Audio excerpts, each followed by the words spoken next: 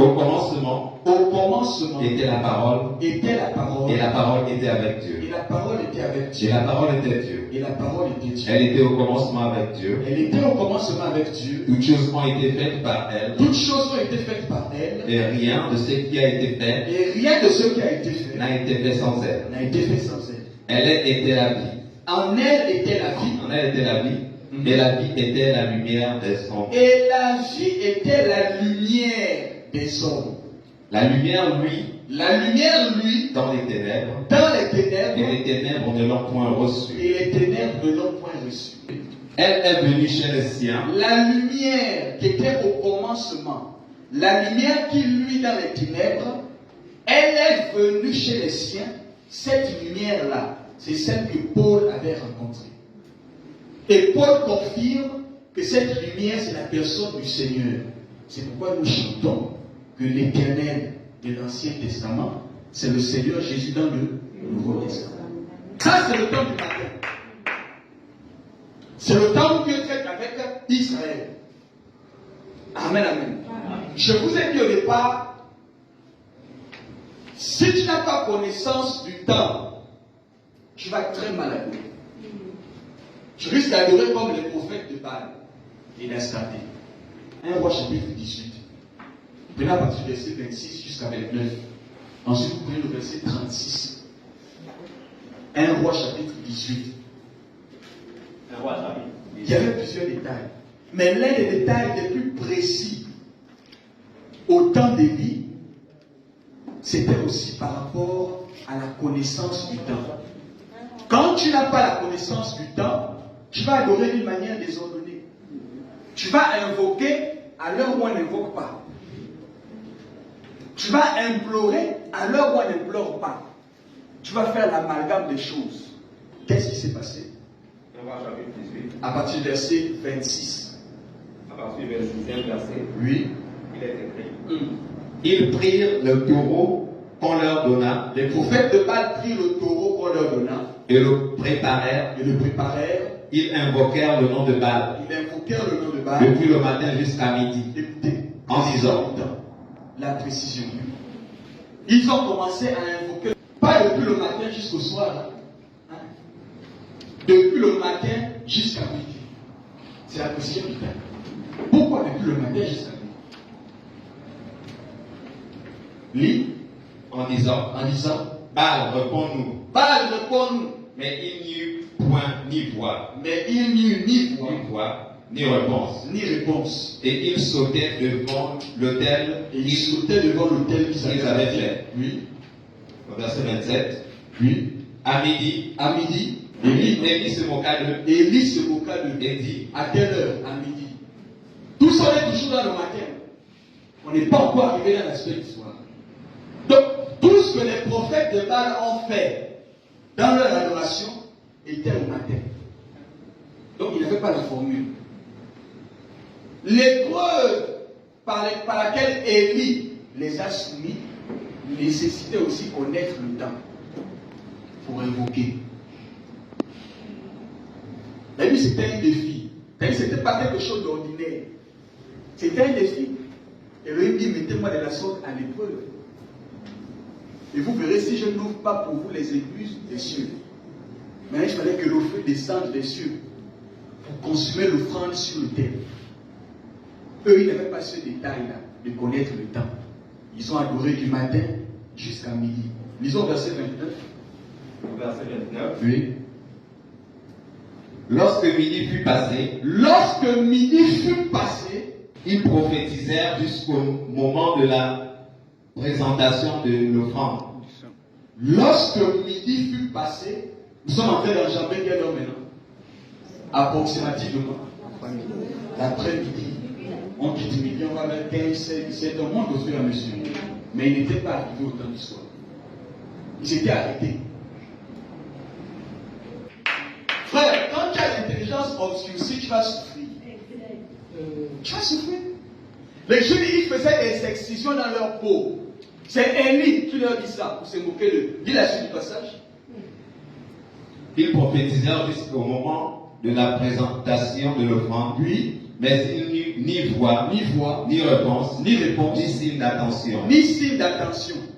Élie dit alors à tout le peuple, approchez-vous de moi. Tout le peuple s'approcha de lui. Quand Élie a vu que non, ils sont déjà en train de prendre l'après-midi, il sait que le soir n'est plus loin. Il commissionne maintenant le peuple. Non, cette fois-ci, approchez-vous de moi. C'est maintenant le temps où moi je rentre en scène. Parce que l'aspect du temps a changé. On n'est plus le matin, on est en train de tendre vers le soir. Au verset 36. Au verset 36, oui. Il est écrit, oui. Au moment de la présentation de l'offrande, Élie, le prophète, s'avança et dit, Éternel, Dieu d'Abraham, Isaac et d'Israël, que l'on sache aujourd'hui que tu es Dieu. La prière d'Élie commence dans le temps du soir. Je vais confirmer ça avec un autre prophète. Esdras chapitre 9. Esdras chapitre 9. Le verset 5. Puis, au moment de l'offrande du soir, je me levai du sein. Pas au moment de l'offrande du matin. Pas au moment de l'offrande de midi. Le prophète sait que le temps joue un rôle capital dans ce qu'on appelle l'adoration. Au moment de l'offrande du soir, je me levai du sein de mon humiliation. Avec mes vêtements. Et mon manteau déchiré. Je tombais à genoux. J'étendis les mains vers l'Éternel mon Dieu. Et j'ai dit, mon Dieu. Le prophète commence à prier et à adorer. À quel moment? À quel moment, Église? Au moment de l'offrande du soir. Il sait que c'est là-bas là où l'adoration est compatible. Alléluia. Amen, amen. Ce peuple qui marchait dans la lumière au temps du matin, c'était Israël. Lorsque Israël maintenant rejette Jésus qui était la lumière, Israël tombe dans ce qu'on appelle les ténèbres. On dirait maintenant deux peuples dans les ténèbres. Il n'y a plus de lumière. Puisque Israël a éteint la lumière. Jésus est mort. La lumière s'est éteinte. C'est pourquoi l'arrêt de délivrance est loin de nous. Et le salut ne nous atteint pas. Nous attendons la lumière. Et voici les ténèbres. La clarté. Parce qu'il n'avait pas reconnu lorsque la lumière était venue. Jean dit, elle est venue chez les siens. Mais les siens l'ont rejetée. Eux, ils ne savaient pas que tout ce que les prophètes avaient annoncé s'accomplissait à la personne de Jésus. Le fait d'avoir méconnu ça, ils ont rejeté la lumière. Maintenant, il dit, nous qui attendons la lumière, voici les ténèbres. Parce qu'ils n'ont pas su le jour de leur visitation. Reprends ce passage. Verset 9. Oui. C'est pourquoi l'arrêt de délivrance est loin de nous. Et le salut ne nous atteint pas. Nous attendons la lumière. Et voici les ténèbres. Oui. La clarté. Et nous marchons dans l'obscurité. Alors l'Écriture disait au départ, Israël marchait dans la lumière. Maintenant, le fait d'avoir rejeté le Messie, Israël reconnaît maintenant que nous marchons dans l'obscurité. Nous attendons la lumière, mais bizarrement, voici les ténèbres. Ils ont vu les ténèbres de manière physique. Laissez-moi vous dire ça. Israël a vu les ténèbres de manière physique. Prenons Luc. Luc 23, au verset 45. Ils ont vu les ténèbres de manière physique à la mort de Jésus. Luc 23, au verset 45. Au verset 45, oui. Il est écrit, le soleil s'obscurcit. Et le voile du temple se déchira par le milieu. Le soleil ne s'était pas obscurci la nuit. Non. Jésus n'était pas mort la nuit. Quand il était mort, il y avait encore le soleil. Mais tu dis, le soleil s'était obscurci. Autrement dit, le soleil avait perdu son éclat. Ils avaient vu les ténèbres physiquement. Pendant un bon bout de temps, la mort du Fils unique de Dieu a changé les circonstances. À cause de lui seul, le temps a basculé avec un fuseau horaire différent de d'habitude. Ça, même la science ne pouvait pas l'expliquer. Par ceci, la prophétie est en train de s'accomplir. Parce que la prophétie annoncée dans Luc 21-24, le temps de la grâce, qu'on appelle aussi le temps des nations. Le temps des nations consiste à quoi? Regardez le globe terrestre, n'est-ce pas? La science montre que tous les pays du monde ne fonctionnent pas avec le même fuseau horaire. Voici pourquoi, pendant que chez nous ici, il fait nuit, au Canada il fait jour. Vous comprenez? Dans le changement de la dispensation, ça donne quoi? Pendant que le soleil éclaire, par exemple l'Afrique, ou le Gabon en particulier, le Canada est dans le noir. C'est comme ça que ça a été. Pendant que la lumière éclairait Israël, le reste des nations étaient dans les ténèbres. Maintenant, quand eux ils rejettent la lumière tombe. Ils sont dans les ténèbres et nous sommes dans la lumière. Maintenant, qu'est-ce qui prouve que nous avons reçu la lumière? Il quitta Nazareth. Et vint demeurer à Capernaum. Situé près de la mer. Dans le territoire de Zabulon. Et de Nephtali. Oui. Verset 14. Afin que s'accomplisse ce qui avait été annoncé par Ésaïe. Le prophète. Verset 15. Oui. Le peuple de Zabulon. Et de Nephtali. De la contrée voisine de la mer. Du pays au-delà du Jourdain. De la Galilée. Éloigné d'Israël.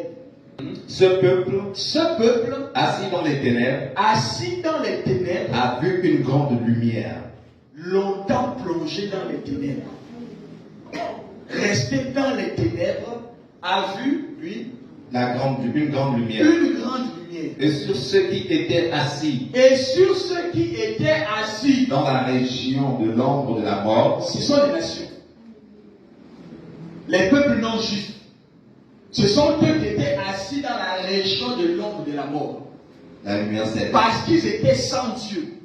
Celui qui est sans Dieu, c'est un homme qui est mort.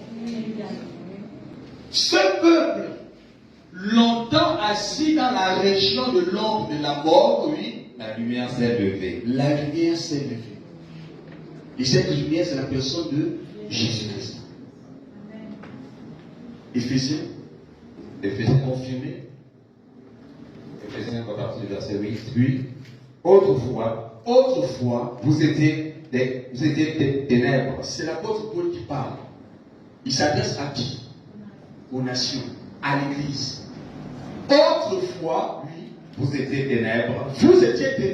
Et maintenant, vous êtes lumière dans le Seigneur. Vous n'êtes pas lumière dans Witi. Witi n'a pas de lumière. Joby n'a pas de lumière. C'est pourquoi Jérémie, chapitre 10, verset 1er, dit quelque chose. Par la voix des nations. N'imitez pas la voix des nations. Et ne craignez pas les signes du ciel. Parce que les nations les craignent. Car les coutumes des peuples ne sont que vanité. Frère, retournons à la coutume, retournons à la tradition. Vous avez entendu. Les coutumes des peuples ne sont que ça passe. Mais ce qui ne passe pas, c'est la parole de Dieu. Si tu as compris ça, tu peux appeler le sang.